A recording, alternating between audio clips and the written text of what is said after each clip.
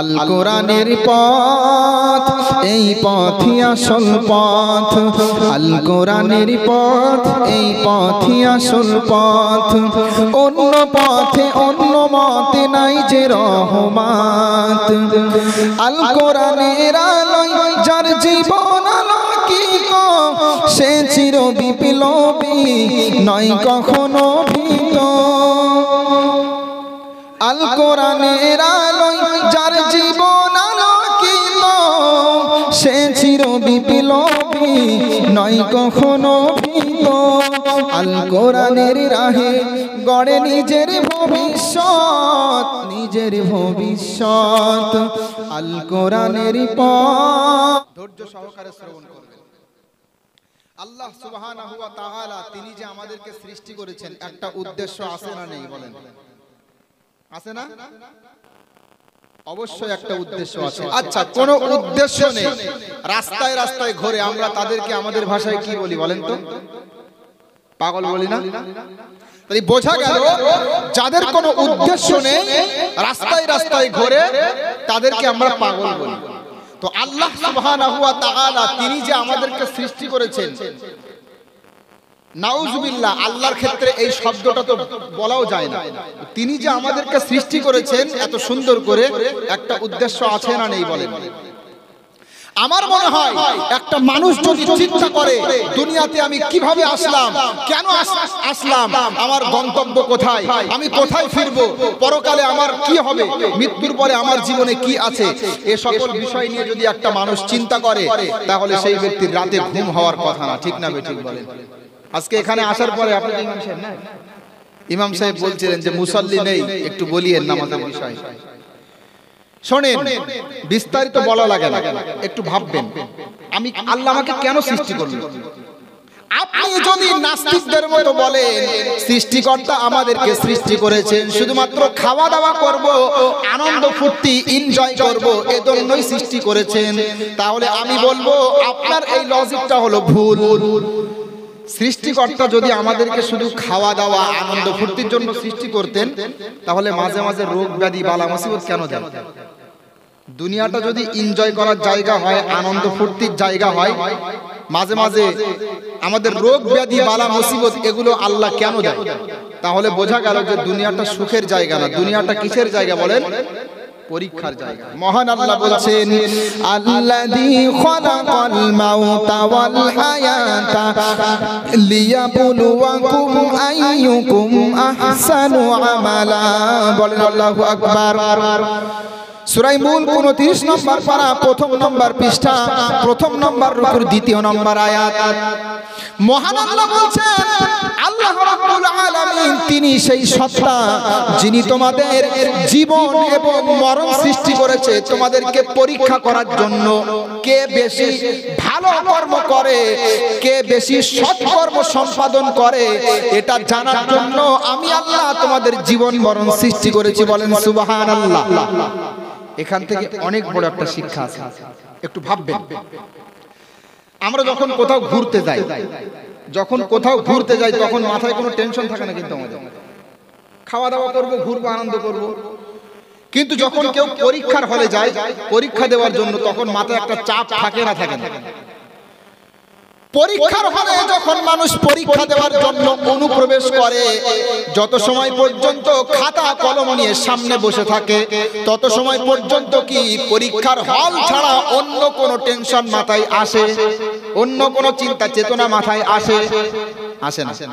আসে না। তার কারণ আমার হাতে 3 ঘন্টা সময়। ভাইরে একটু ভাববেন, আমি একটু ভিন্ন বক্তা, বুঝলেন? আমার আলোচনা শুনে কিছু মানুষ পরিবর্তন হোক এই নিয়েতে বক্তার ময়দানে এসেছি, বুঝলেন না? এই জন্য বোঝানোর চেষ্টা করছি, বুঝবেন? পরীক্ষার হলে গিয়ে 1 সেকেন্ডের জন্য আমি এদিকে ওদিকে তাকাই না, আমি লেখালেখিতে ব্যস্ত থাকি। কারণ সময় আছে মাত্র 3 ঘন্টা, 10টা থেকে 1টা পর্যন্ত। 3 ঘন্টা যখন পার হয়ে যাবে খাতাটা কেড়ে নেবে। ঠিক না বেঠিক বলেন? এই 3 ঘন্টার মধ্যে যদি আমার প্রশ্নের উত্তরগুলো আমি সুন্দর করে না দিতে পারি, তাহলে আমি ফেঁসে যাব। এজন্য আশেপাশে কেউ যদি বলে ভাইরে আমি লিখতে পাচ্ছি না, আমাকে একটু বলে দাও, তাও বলবে না, কারণ সময় আছে 3 ঘন্টা, এর মধ্যে কমপ্লিট করতে হবে লেখালেখি। এই দুনিয়াটা পরীক্ষার জায়গা। ওখানে তাও তো 3 ঘন্টা সময় আমাদের হাতে ছিল, কিন্তু আল্লাহ পাক যে আমলনামা আমাদের হাতে ধরিয়ে দিয়েছেন এটার নির্দিষ্ট কোনো সময় দেয়নি, ঠিক না ঠিক বলেন? একটু পরেই আমার আমলনামাটা বন্ধ হতে পারে না বলেন। কবি কত সুন্দর কথা বলছেন। হঠাৎ আজরাইল পাঠাইয়া তোরে নিতে পারে তুলিয়া, কিসের আশায় রইলি রে মন মালিক রে ভুলিয়া, ও তুই মালিক রে ভুলিয়া, ও তুই মালিক রে ভুলিয়া। হঠাৎ আজরাইল পাঠাইয়া তোরে নিতে পারে তুলিয়া, কিসের আশায় রইলি রে মন মালিক রে ভুলিয়া, ও তুই মালিক রে ভুলিয়া, ও তুই মালিক রে ভুলিয়া। ঠিক না ঠিক বলেন? যখন মৃত্যুর সময় হয়ে যায় একটু ভাববেন, যখন মালাকুল মউত চোখের সামনে উদ্ভাসিত হয়, একটা মানুষ উপরের দিকে তাকিয়ে থাকে, চোখগুলো মোটা মোটা করে, আশেপাশে কত ডাকা ডাকি হাঁকা হাঁকি কত কি হয়ে যায়, কত আওয়াজ হয়ে যায়, কোথাও তাকায় না, উপরের দিকে তাকিয়ে আছে, চোখগুলো মোটা মোটা করে। তার মানে চোখের সামনে এমন একটা কিছু অবলোকন করছে যেটা সে কখনো আগে দেখেনি, এবং ওটা অনেক ভয়ঙ্কর। ঠিক না ঠিক বলেন? ঠিক না? তাই কবি বলছেন, হঠাৎ আজরাইল পাঠাইয়া তোরে নিতে পারে তুলিয়া, কিসের আশায় রইলি রে মন মালিক রে ভুলিয়া, ও তুই মালিক রে ভুলিয়া, ও তুই মালিক রে ভুলিয়া। ধন সম্পদ পাইয়া হাতে করলি জমিদারি, ক্ষমতার অহংকারে করলি বাহাদুরি, ও তুই করলি বাহাদুরি, ও তুই করলি বাহাদুরি। ধন সম্পদ পাইয়া হাতে করলি জমিদারি, ক্ষমতার অহংকারে করলি বাহাদুরি, ও তুই করলি বাহাদুরি। ও তোর রেশমি পোশাক সোনার আংটি,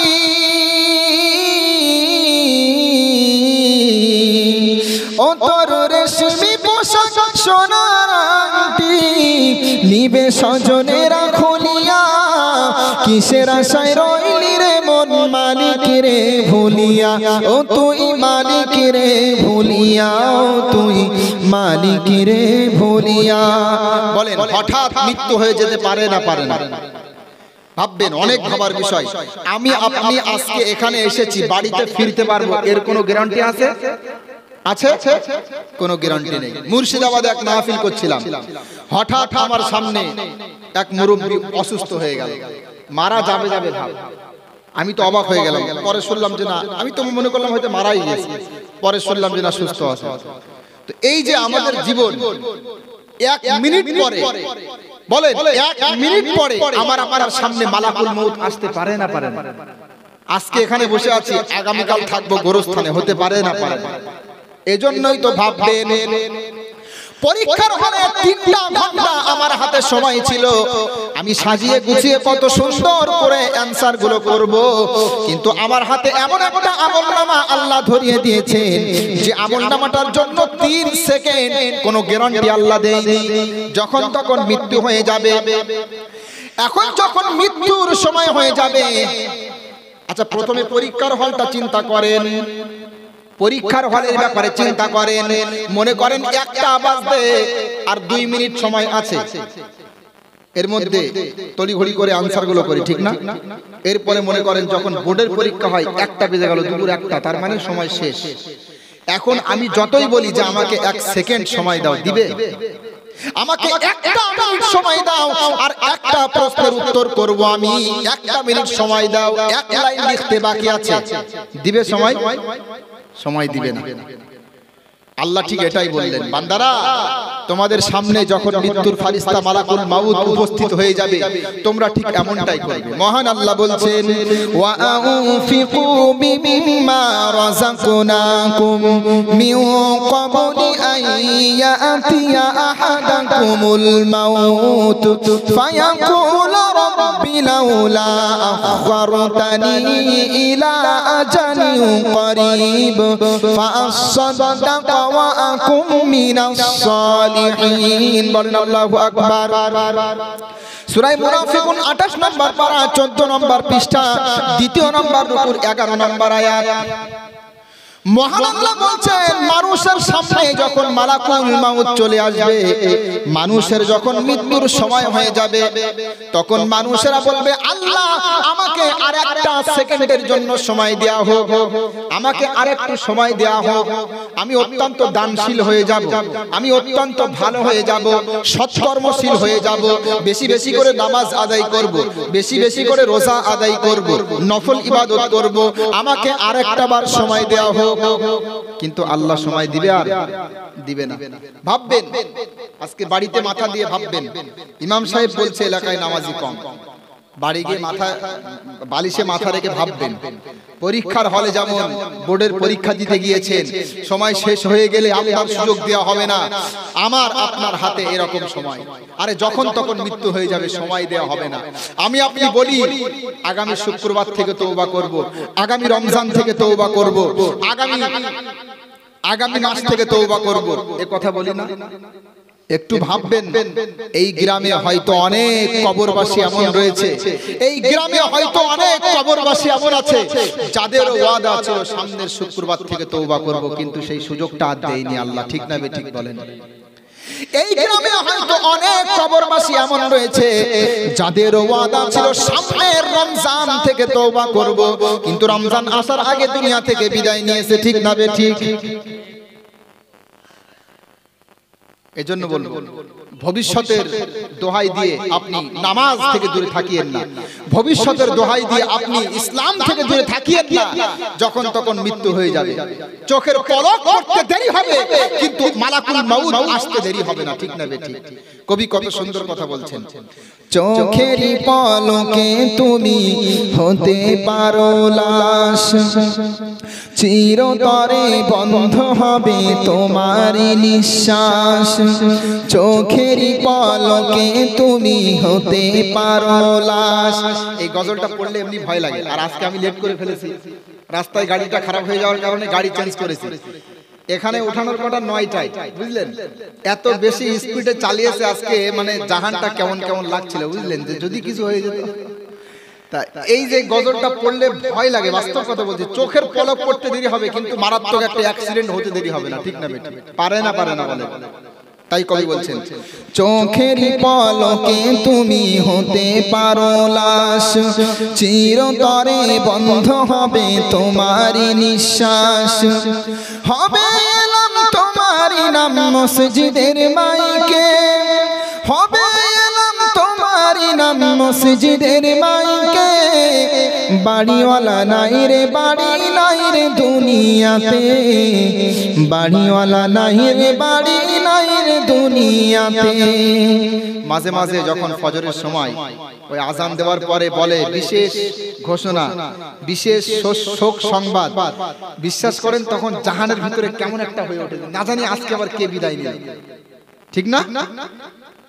কথাগুলো হাসির ছলে বলছি, কিন্তু বলেন তো আগামীকাল ফজরের নামাজের সময় আপনার নামটাও মাইকে অ্যানাউন্স হতে পারে না? পারে না?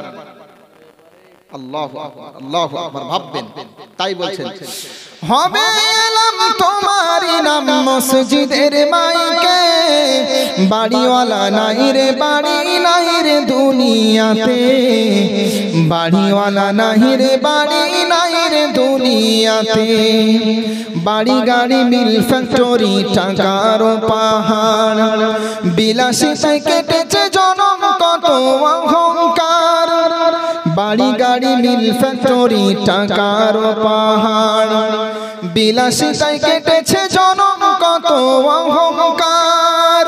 ঠিক না? আমাদের মধ্যে অনেকে এমন আছে কিন্তু টাকা পয়সা একটু বেশি বেশি হলে, বাড়ি গাড়ি এগুলো বেশি বেশি হয়ে গেলে তখন আল্লাহর ধার ধারে না, আছে না এমন? দেখেন, আপনি হয়তো মনে করছেন যে আমি এত গরিব কেন, আপনি আপনার অবস্থানে থেকে খুশি না, আমার যদি আল্লাহ আরো দিত। কিন্তু মনে রাখবেন টাকা, অর্থকড়ি, দুনিয়ার ধন সম্পদ, বেশি বেশি দুনিয়ার ধন সম্পদ, এগুলো মানুষকে উদাসীন করে দেয় আখিরাত থেকে, ঠিক না বেঠিক বলেন? আমি বলছি না, কোরআনের আয়াত থেকে প্রমাণ। মহান আল্লাহ বলছেন, ইয়া আইয়ুহাল্লাযীনা আমানু লা তুলহিকুম আমওয়ালুকুম ওয়ালা আওলাদুকুম আন যিকরিল্লাহ ইলা আখিরিল আয়া। সূরা মুনাফিকুন 28 নম্বর পারা 14 নম্বর পৃষ্ঠা 2 নম্বর রুকুর 2 আয়াত। মহান আল্লাহ বলছেন, ওহে যারা ঈমানদার তোমরা শোনো, তোমাদের টাকা পয়সা, তোমাদের অর্থ করি, তোমাদের সন্তান সন্ততি তোমাদেরকে যেন আল্লাহর জিকির থেকে দূরে না রাখে। এখানে জিকির মানে নামাজ। এখান থেকে বোঝা গেল যে অর্থ করি, দুনিয়ার ধনভাণ্ডার, এগুলো মানুষকে একটু হলেও উদাসীন করে দেয়। এজন্যই তো আল্লাহ এটা বললেন। এমনও ব্যবসায়ী আছে, বড় বড় ব্যবসায়ী, এরা 24 ঘন্টা ব্যস্ত থাকে। নামাজের কথা বললে কি বলে জানেন? আরে নামাজ পড়বো কখন, সব সময় তো ব্যস্ততার মধ্যে থাকে। আল্লাহু আকবার, আল্লাহু আকবার। আপনি আল্লাহকে অ্যাভয়েড করে চলছেন। আপনার বাড়ি গাড়ি, এটা করব সেটা করব, এততলা বাড়ি করব, অমুক অমুক গাড়ি কিনবো, কত নীল নকশা আপনার মধ্যে আপনি এঁকেছেন। এ সকল নকশায় পানি ঢেলে আল্লাহ আপনাকে মুহূর্তেই বিদায় দিয়ে দিতে পারে, ঠিক না? এজন্য বলবো, আমাদের সব সময় আমরা স্মরণ করব কাকে বলেন? কাকে স্মরণ করব? দুনিয়াটা কি শান্তির জায়গা না পরীক্ষার জায়গা বলেন? পরীক্ষার জায়গা, প্রতীক্ষালয়। দুনিয়াটা প্রতীক্ষালয়। মনে করেন আপনি প্রতীক্ষালয়ে অপেক্ষা করছেন বাসের জন্য বা যে কোনো গাড়ির জন্য। এখন প্রতীক্ষালয়ে যখন কেউ অপেক্ষা করে, তো প্রতীক্ষালয় যদি একটু ছেঁড়া ফাটা বা যদি একটু খারাপ জায়গা থাকে, তা খুব একটা গুরুত্ব দেয় না, কারণ সেখানে তো থাকবে না সব সময়, গাড়ি আসবে উঠিয়ে নিয়ে যাবে, ঠিক না? এখন কেউ যদি প্রতীক্ষালয়ে যাওয়ার পরে ও মনে মনে চিন্তা করে, এখানে একটা ছাদটা একটু ভাঙা আছে, আমি আগে সোজা করে নি, এখানে একটা বালিশের ব্যবস্থা করি, এখানে একটা কম্বলের ব্যবস্থা করি, এইভাবে যদি প্রতীক্ষালয়টা সাজায়, লোকে কি বলবে? ওকে পাগল বলবে না? এক্ষুনি গাড়ি আসলে তো নিয়ে চলে যাবে, তো এত কি? এজন্য বলবো যে দুনিয়াতে প্রয়োজন হয়, আমি বলছি না প্রতীক্ষালয়ের মতো এমন থাকে না, দুনিয়াতে প্রয়োজন হয়, কিন্তু মনে রাখবেন মালাকুল মউত অপেক্ষায় আছে, অপেক্ষায় আছে আপনার ব্যাপারে। আল্লাহ যদি আদেশ করে দেয়, 1 সেকেন্ড সময় নেবে না, ঠিক না বেঠিক বলেন? এজন্য বলবো তৈরি হয়ে থাকবে। এটা পরীক্ষার জায়গা। এটা কিসের জায়গা বলেন? পরীক্ষার জায়গা। আচ্ছা, পরীক্ষা হবে কিভাবে? পরীক্ষা হবে কিসের মাধ্যমে? মহান আল্লাহ বলছেন, ওয়ামা খালাকুতুল জিন্না ওয়াল ইনসা ইল্লা লিয়াবুদুন। সূরা যারিয়াত 27 নম্বর পারা 3 নম্বর পৃষ্ঠা 3 নম্বর রুকুর 56 নম্বর আয়াত। মহান আল্লাহ বলছে, আমি আল্লাহ জিন জাতিকে সৃষ্টি করেছি এবং আমি আল্লাহ মানব জাতিকে সৃষ্টি করেছি শুধুমাত্র ইবাদত করার জন্য। কিসের জন্য বলেন? কিসের জন্য বলেন? ইবাদত করার জন্য। ইবাদত। তাহলে আল্লাহ পাক যখন আমাদেরকে ইবাদত করার জন্য সৃষ্টি করেছেন, ইবাদত করতে হবে না হবে না? ইবাদত করলে কি হবে? জান্নাত, না করলে জাহান্নাম। আমাদের আদি পিতা আদম আলাইহিস সালাম, তাকে জান্নাত থেকে যখন আল্লাহ দুনিয়াতে পাঠিয়ে দিচ্ছেন, তখন একটা আদেশ করেছিলেন। আদেশ, আমি মনে করি প্রত্যেকটা মুসলমানের এই আদেশটা সকাল সন্ধ্যায় স্মরণ করা দরকার। আচ্ছা, এর আগে আদেশটা বলার আগে আমি প্রথমে আপনাদেরকে জিজ্ঞাসা করি, আপনারা বলবেন দেখি কে পারেন। আদম নবীকে সৃষ্টি করার পরে আল্লাহ তো পরিকল্পনা ছিল যে দুনিয়াতে পাঠাবে, দুনিয়াতে তার মাধ্যমে, তার স্ত্রীর মাধ্যমে, আম্মাজান হাওয়া আলাইহাস সালামের মাধ্যমে সন্তান সন্ততি দুনিয়াতে আল্লাহ সৃষ্টি করবে, দুনিয়াটা আবাদ করবে। এটা তো আল্লাহর পূর্ব পরিকল্পনা। তাহলে আদম নবীকে সৃষ্টি করার পরে প্রথমে আল্লাহ জান্নাতে কেন রেখেছিলেন বলেন তো? কেউ জানেন? পারবেন? দুনিয়াতে পাঠাবে, সবকিছুই পরিকল্পনা আল্লাহর ছিল। এটা হাদিস কোরআন থেকে বুঝতে পারি আমরা। আপনি যদি বলেন যে আমি বানিয়ে বলছি না, মহান আল্লাহ বলছেন, ওয়া ইয ক্বালা রাব্বুকা লিল মালাইকাতি ইন্নী জাইলু ফিল আরদি খলিফা। আল্লাহ বলছেন, স্মরণ করো ওই সময়ের কথা যখন আমি ফেরেশতাদেরকে বলেছিলাম আমি আল্লাহ দুনিয়াতে প্রতিনিধি পাঠাবো, খলিফা শব্দের অর্থ প্রতিনিধি। এটা কেমন? একজন বিদায় নেবে, আরেকজন তার জায়গাতে বসবে, এইভাবে একে একে বিদায় নেবে, আবার সেখানে জন্মগ্রহণ করে সেই জায়গায় বসবে। এটাকে বলা হয় খেলাফত, প্রতিনিধি এটাকে বলা হয়। মনে করেন যে আমাদের পূর্বপুরুষ তারা ছিল, বিদায় নিয়েছে, এখন আমরা আছি, এরপরে আমরা বিদায় নেব, আমাদের জায়গাতে তারা অবস্থান করবে, ঠিক না? তো এগুলো প্রতিনিধি। আল্লাহ বলছেন স্মরণ করো ওই সময়ের কথা যখন আমি ফেরেশতাদেরকে বলেছিলাম আমি আল্লাহ দুনিয়াতে প্রতিনিধি পাঠাবো। তাহলে দুনিয়াতে আল্লাহ পাক মানুষ পাঠিয়ে দুনিয়াটা আবাদ করবেন, এটা আল্লাহর পূর্ব পরিকল্পনা, ঠিক না? তাহলে তিনি আদম নবীকে সৃষ্টি করে প্রথমে জান্নাতে কেন দিলেন? কখনো ভেবেছেন? ভাবার সময় নেই। ভাবার সময় কোথায়? যুবকরা এখন দেখছেন না, এই যে মেলা বাজারে ঘুরছে, আলোচনা শুরু করলে তাফসীর শুনলে মানুষ দাঁড়িয়ে থাকতে পারে না। এরপরেও বলবো যারা মেলা বাজারে ঘুরছেন, ওই দেখেন লাফালাফি করছে, দেখেছেন? তো হ্যাঁ, একদম বাস্তব কথা বলছি। ভাবার বিষয় না, আমাদের কিন্তু এটা ভাবার বিষয়, কিন্তু ভাবি না আমরা। আজকে যুবকরা এ সকল বিষয় নিয়ে ভাবে না। আজকে বাচ্চা থেকে শুরু করে নিয়ে বৃদ্ধ পর্যন্ত ইসলাম নিয়ে ভাবে না। বাচ্চারা ওই দেখেন লাফালাফি করছে, আর যুবকরা এই সময় ব্যস্ত আছে একে অপরকে দেখা। যুবকরা যুবতীদেরকে দেখবে, যুবতীরা যুবকদেরকে দেখবে, মেলা বাজারে ঘোরাঘুরি করবে, হট্টগোল করবে, ঠিক না? আসার সময় আছে নাকি এখন? গুড় যদি কোথাও ফেলে রাখেন তো পিপিলিকা সেখানেই যাবে, ঠিক না বেটি? ঠিক না? আচ্ছা, যাই হোক, এরপরে আমরা যারা বৃদ্ধ আছি আমাদেরও ভাবার সময় নেই ইসলাম নিয়ে। আমরা 5 ওয়াক্তের নামাজ আদায় করি, আর অবসর সময়টুকু চায়ের দোকানে পানের দোকানে গিয়ে ভিড় জমাই, বসে বসে গীবত করি। আসে না নেই বলেন? ইমাম সাহেব তার কাছে গিয়ে একটু কিরাত শিখবে, একটু সূরা কিরাত শিখবে, একটু নামাজ শিখবে, এই রকম সৌভাগ্য আজকে আমাদের মুসলমানদের হয় না, ঠিক না? যাই হোক, প্রশ্ন করছি, আপনারা বলেন আদম আলাইহিস সালামকে আল্লাহ সৃষ্টি করার পরে প্রথমে জান্নাত কেন দিলেন? উত্তর দিতে পারলেন না। শুনেন, তাফসীরের ভিতরে মুফাসসিরগণ লিখেছেন আল্লাহ রাব্বুল আলামিন হযরতে আদম আলাইহিস সালামকে সৃষ্টি করার পরে প্রথমে জান্নাত দিলেন, এরপরে দুনিয়াতে পাঠিয়ে দিলেন। প্রথমে জান্নাত দিয়ে আমাদেরকে এই শিক্ষা দিলেন, আদম মনে রেখো, তোমার সন্তানদেরকে বলো এই জান্নাত তোমার আসল ঠিকানা। দুনিয়াতে পাঠালাম ঠিক আছে, তবে একদিন তোমাদেরকে এই জান্নাতে আবার ফিরতে হবে। বলেন সুবহানাল্লাহ। বুঝতে পেরেছেন কেন? প্রথমে জান্নাতে দিয়ে এটা বোঝাতে চাইলো যে জান্নাত আমাদের আসল ঠিকানা, ঠিক না? ঠিক বলেন, জান্নাত আমাদের আসল ঠিকানা। এখন আদম নবী আলাইহিস সালামকে জান্নাত থেকে যখন দুনিয়াতে পাঠিয়েছিলেন, আল্লাহ কি আদেশ করেছিলেন এই আদেশটা আমি আপনাদেরকে বলছি, ভালো করে শুনবেন। এই আদেশটা উঠতে বসতে, রাতে ঘুমাতে যাওয়ার সময়, ঘুম থেকে ওঠার সময়, আমি সহ আপনারা যারা এসেছেন এখানে সকলকে আল্লাহ স্মরণ করার তৌফিক দান করুন। বলেন আমিন। মহান আল্লাহ বলছেন কুলনা হাবিতু মিনহা জামিআ ফাইম্মা ইয়াতিয়ান্নাকুম মিন্নি হুদা ফামান তাবিআ হুদায়া ফালা খাউফুন আলাইহিম ওয়ালা হুম ইয়াহজানুন। সূরা বাকারা প্রথম নম্বর পারা 6 নম্বর পৃষ্ঠা 4 নম্বর রুকুর 38 নম্বর আয়াত। মহান আল্লাহ বলছেন, হে আদম, তোমরা জান্নাত থেকে বেরিয়ে যাও, তবে শোনো তোমার সন্তানদের কাছে, তোমাদের কাছে যুগে যুগে আমি আল্লাহ নবী রাসূলদের মাধ্যমে সঠিক হেদায়েতের বার্তা দিয়ে পাঠাবো। যুগে যুগে নবী রাসূলদের মাধ্যমে আমি আল্লাহ সঠিক বার্তা পাঠাবো।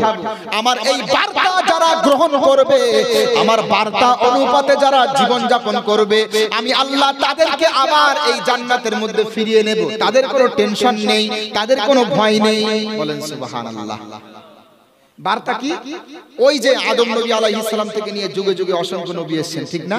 তারা সকলেই এক বার্তা আমাদেরকে দিয়েছেন, লা ইলাহা ইল্লাল্লাহ, ঠিক না? ঠিক বলেন। সমস্ত নবী ওই একই বার্তা দিয়ে গিয়েছেন। ইসলাম ধর্ম তারা প্রচার করে গিয়েছেন, লা ইলাহা ইল্লাল্লাহ, আল্লাহ ছাড়া কোনো উপাস্য নেই। 5 ওয়াক্তের নামাজ পড়তে হয়। কোন কোন নবীর 3 ওয়াক্তের নামাজ ছিল, কিন্তু নামাজ প্রত্যেক নবীর ছিল, ঠিক না? প্রত্যেক নবীর নামাজ ছিল। আমাদের কয় ওয়াক্তের নামাজ বলেন তো? 5 ওয়াক্তের নামাজ।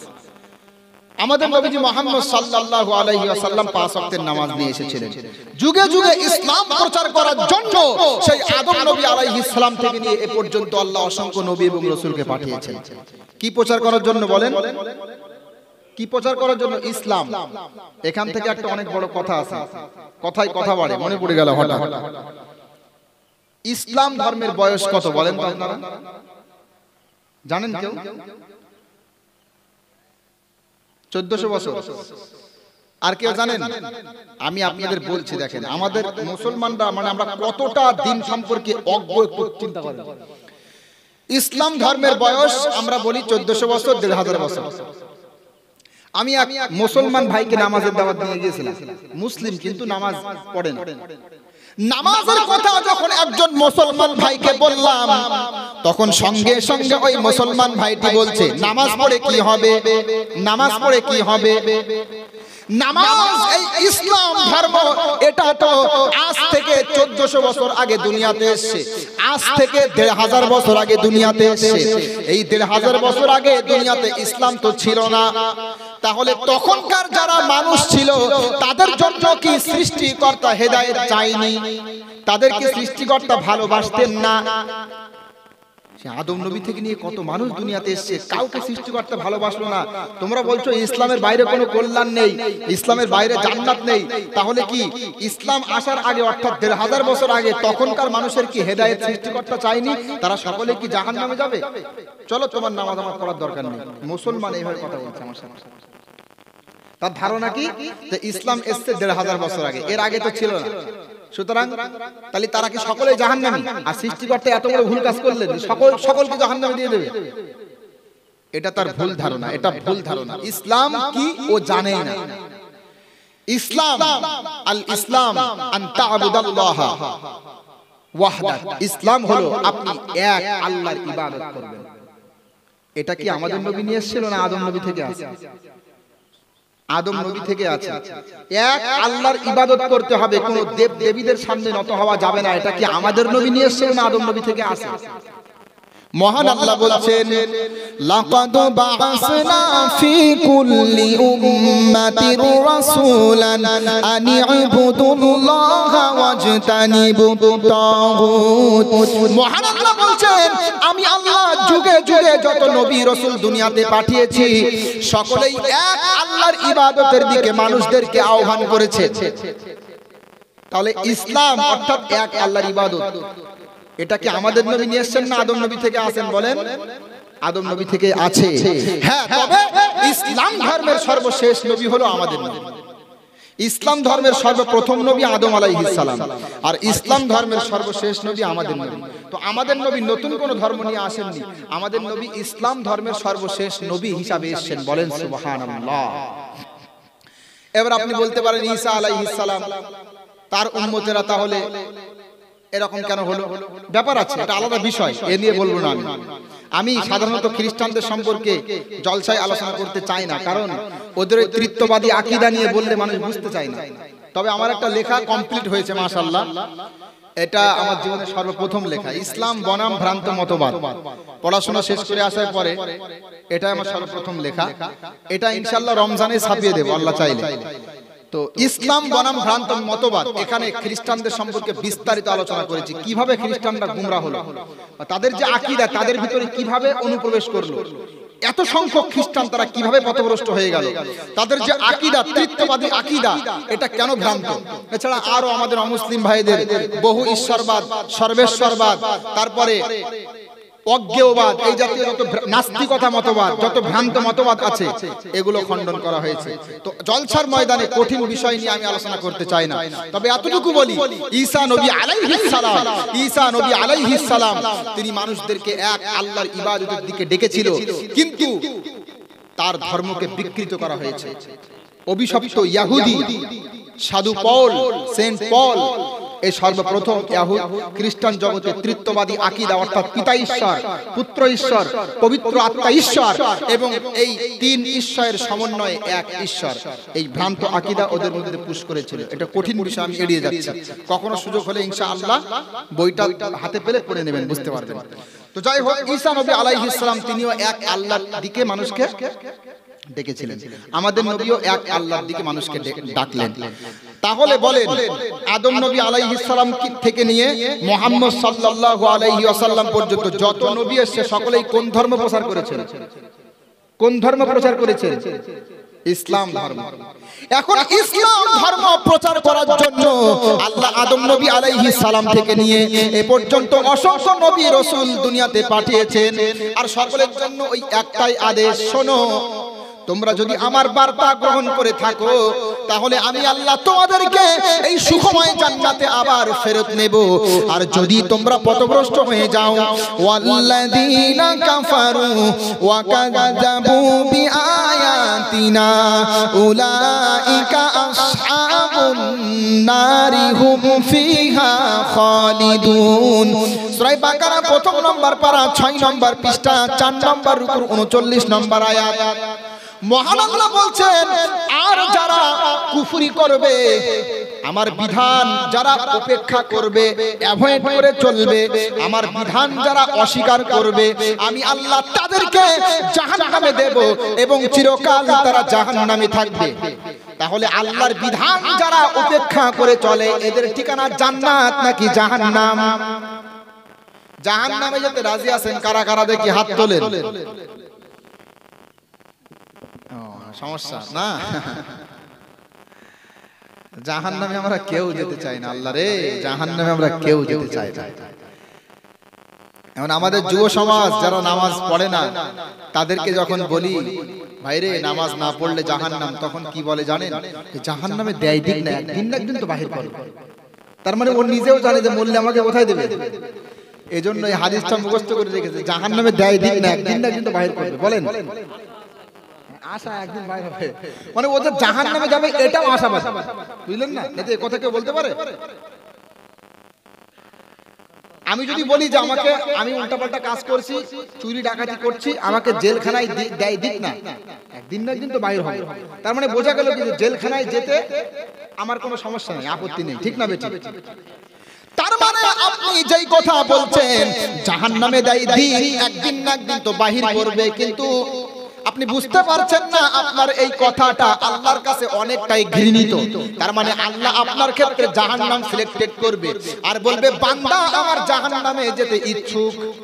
কত বান্দা আছে তারা কান্না করছে, আল্লাহ আল্লাহুম্মা আজিরনা মিনান নার, আল্লাহুম্মা আজিরনি মিনান নার, আল্লাহ আমাদেরকে তুমি জাহান্নামের আগুন থেকে বাঁচিয়ে নাও। কত বান্দা এমনটা বলছে, কতই না উত্তম সেই বান্দাগুলো যারা বলছে আল্লাহুম্মা আজিরনা মিনান নার, আর কতই না নিকৃষ্ট সেই বান্দাগুলো যারা বলছে জাহান্নামে একদিন দেয় দিক না, একদিন না একদিন তো বাহির হবে।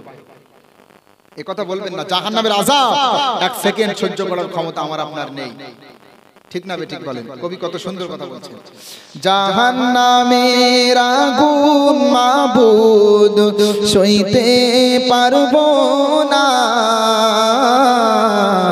দুনিয়াতে নৌকা দাইয়া আখিরাতে কাদাইও না, দুনিয়াতে নৌকা দাইয়া আখিরাতে কাদাইও না। আজরাইল যেদিন ধরা দিবে কোনো জোর না চলিবে, আজরাইল যেদিন ধরা দিবে কোনো জোর না চলিবে, প্রাণ পাখি উড়ে যাবে রাখতে পারবি না, দুনিয়াতে নৌকা দাইয়া আখিরাতে কাদাইও না। আমাদের মধ্যে অনেক বান্দা এমন আছে কি জানেন, যখন একটু কষ্টে নিপরিচিত হয়, কোনো অশান্তি তাকে গ্রেফতার করে, তখন ওই বান্দা উদ্বিগ্ন হয়ে উল্টাপাল্টা কথা বলতে থাকে, যে আল্লাহ পাক আর কাউকে দেখলো না, আমাকেই দেখলো। বলেন এমন কথা? এমনটা বলবে না, বিশ্বাস করেন। আশাদুন নাসি বালাআন আল আম্বিয়া সুম্মাল আমসাল ফাল আমসাল আও কামা ক্বালা আলাইহিস সালাম। হাদিসে এসেছে নবীরা সবচেয়ে বেশি কষ্ট পেয়েছেন দুনিয়াতে, ঠিক না? একবার ভাববেন, আমার আপনার নবী, তার যখন জ্বর আসতো আমাদের যেমন জ্বর আসে না, আমাদের থেকে দ্বিগুণ বেশি তার কষ্ট হতো। আল্লাহর নবীর কথা বলছি আমি। আল্লাহর নবীদেরকে আল্লাহ কত কষ্ট দিয়েছে আপনি চিন্তা করেছেন? আজকে আমরা দাওয়াতের কাজ করছি, কত সুন্দর করে গাড়িতে আসছি, খাওয়া দাওয়া করে হাদিয়া নিয়ে বেরিয়ে যাচ্ছি, আর আমার আপনার নবী দাওয়াতের কাজ করতে গিয়ে তায়েফের ময়দানে রক্ত ছড়িয়েছিলেন, ঠিক না ঠিক বলেন? উহুদের ময়দানে আমার আপনার নবী দাওয়াতের কাজ করতে গিয়ে দাঁতটা শহীদ হয়ে গিয়েছিল, ঠিক না? আপনারা শোনেননি? এত কষ্ট আল্লাহর নবীরা করেছেন। এই জন্য দুনিয়াতে আল্লাহ যাদেরকে যত বেশি ভালোবাসবেন তাদেরকে কষ্ট দিবেন। এই কষ্ট উপেক্ষা করে, হাজারো কষ্ট উপেক্ষা করে আল্লাহর দরবারে অবনত মস্তকে রত হতে হবে, তাতেই অন্তরে একটা শান্তি পাওয়া যাবে। আচ্ছা আপনারা বলেন তো, নামাজ পড়লে, আল্লাহর সাথে সম্পর্ক রাখলে, পবিত্রতার সাথে থাকলে অন্তরে যে একটা সুখ অনুভব হয়, এটা কি অপবিত্রতার সাথে থাকলে সেই সুখটা অনুভব হয়? কখনো না। দেখবেন আজকে আমাদের সমাজের মুসলমান তারা নামাজ আদায় করে না। অনেকেই আছে 5 ওয়াক্তের নামাজ আদায় করে না, শুধুমাত্র শুক্রবারের নামাজ আদায় করে। আবার অনেকেই আছে শুক্রবারের নামাজও পড়ে না, শুধুমাত্র দুই ঈদের নামাজ পড়ে, আছে না নেই? যেই ব্যক্তি বেনামাজি তাকে আপনি একটু ডাকেন, ডাকার পরে জিজ্ঞাসা করেন, ভাই রে তুমি আল্লাহর নামে কসম করে বলো, তুমি আল্লাহর নামে শপথ দিয়ে বলো, সারা বছর তুমি নামাজ পড়লে না, এরপরেও যখন তুমি ঈদের দিন সকাল সকাল গোসল করে নতুন কাপড় পরে গায়ে আতর মেখে যখন তুমি ঈদগাহে গিয়ে সেজদা দাও, তখন তোমার কেমন শান্তি লাগে? দেখবে সেও বলবে না অনেক শান্তির বিষয়, ঠিক না? আল্লাহু আকবার। এজন্য বলো সবসময় পবিত্র থাকবেন। আজরাইল মালাকুল মউত যখন আসবে, আসার পরে জাহানটা যেন একটু কষ্ট ছাড়াই অনুভব হয়। প্রত্যেকটা মানুষের মৃত্যুর কষ্ট আছে, বিশ্বাস করেন, বিশ্বাস করেন মৃত্যু। আমি আমার ব্যক্তিগত জীবনে, আমি আমার কথা বলছি, আমি ব্যক্তিগত জীবনে জান্নাত জাহান্নাম তো অনেক দূরের কথা, আমি আমার ব্যক্তিগত জীবনে সবচেয়ে বেশি ভয় পাই মৃত্যুর কষ্টের ভয়টা, বিশ্বাস করেন। চেষ্টা করি জাহান্নাম থেকে, মানে আল্লাহ জাহান্নামে দেবে না এরকম কিছু করে চলার আর কি, যেন জান্নাতে দেয়। তবে মৃত্যুর কষ্টটা কম বেশি সবার হবে, এটা আল্লাহ স্পষ্ট বলে দিয়েছেন, কেউ এর থেকে ছাড় পাবে না। মহান আল্লাহ বলছেন, কুল্লু নাফসিন যায়িকাতুল মাউত। মহান আল্লাহ বলছেন প্রত্যেকটা নাফস, প্রত্যেকটা সৃষ্টি প্রাণী যারা আছে তাদেরকে মৃত্যুর স্বাদ গ্রহণ করতে হবে। মৃত্যুর স্বাদ, মৃত্যুর কি? মৃত্যুর স্বাদ। মৃত্যুর স্বাদ অত্যন্ত ভালো নাকি? খুব মজার নাকি? মৃত্যুর স্বাদ মজার না। মৃত্যুর কষ্ট প্রত্যেকের হবে কম বেশি, তবে কম বেশি বলা হয়েছে যারা খুব ঈমানদার হবে, আল্লাহকে আপন করে নিতে পারবে, আল্লাহকে আপন করে নিতে পারবে, এই রকম ঈমানদার যারা আছে, যাদের জন্য আল্লাহ জান্নাত তৈরি করেছে, এই রকম ঈমানদারদের মৃত্যুর কষ্টটা খুবই কম, মানে ধরার মধ্যে পড়ে না সেগুলো। আল্লাহ পাক আমাদের সকলকে এই জাতীয় ঈমানদার যাদের মৃত্যুর কষ্টটা হবে খুবই কম, আল্লাহ এদের কাতারে আমাদের শামিল করুক, বলেন আমিন।